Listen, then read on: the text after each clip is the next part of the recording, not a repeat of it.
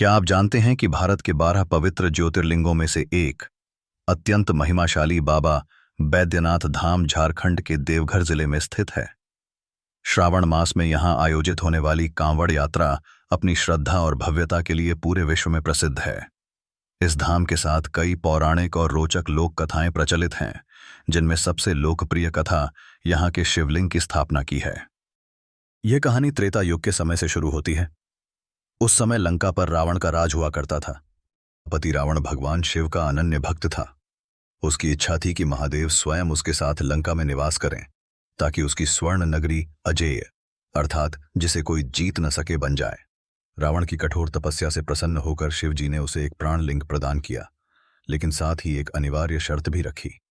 शिव जी ने कहा, हे रावण, तुम इस लिंग को लंका ले जा सकते हो, परंतु ध्यान रहे, रास्ते में जहां भी तुमने इसे भूमि पर रखा वहीं सदैव के लिए स्थापित हो जाएगा। रावण शिवलिंग को अपने हाथों में सावधानी से थामे हुए था। रावण जानता था कि यदि वह इसे लंका में स्थापित करने में सफल रहा तो उसकी नगरी स्वर्ग से भी अधिक शक्तिशाली हो जाएगी। मार्ग में वह भगवान शिव के मंत्रों का जाप कर रहा था और उसके भारी कदमों से पृथ्वी हिल रही थी। रावण की बढ़ती शक्ति से देवता भयभीत हो गए। उन्हें डर था कि यदि शिवलिंग लंका पहुंच गया तो रावण को परास्त करना असंभव होगा। संकट के इस समय में सभी ने भगवान विष्णु से सहायता मांगी। विष्णु जी के परामर्श पर वरुण देव, जो कि जल के देवता है, रावण के पेट में समा गए। इसके प्रभाव से रावण को अत्यंत तीव्र लघुशंका महसूस होने लगी। रावण हाथ में भारी शिवलिंग लिए हुए था और उसे समझ नहीं आ रहा था कि वह क्या करे। तभी उसकी नजर पास में गाय चराते हुए एक साधारण से चरवाहे पर गई। यह चरवाहा कोई और नहीं बल्कि स्वयं भगवान गणेश थे, जो देवताओं की योजना के अनुसार भेष बदल कर आए थे। रावण ने चरवाहे को पास बुलाया और कुछ देर के लिए शिवलिंग को उठाने के लिए कहा।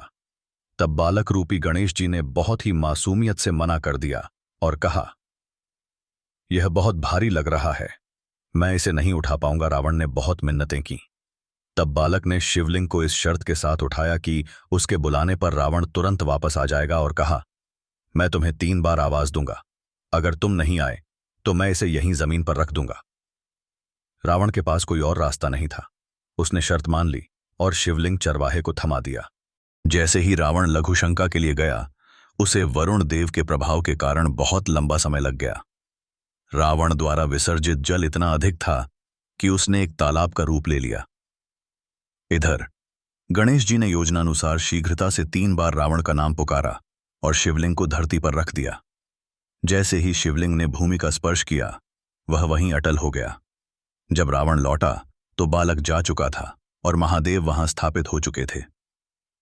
क्रोध और हताशा में डूबे रावण ने अपनी पूरी शक्ति से शिवलिंग को उठाने का प्रयास किया, किंतु वह टस से मस न हुआ।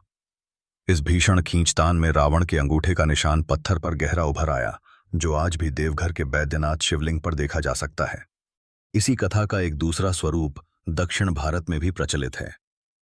कर्नाटक के गोकर्ण स्थित महाबलेश्वर मंदिर के आत्मलिंग की स्थापना की कहानी भी ठीक वैसी ही है जैसी श्री बैद्यनाथ धाम की।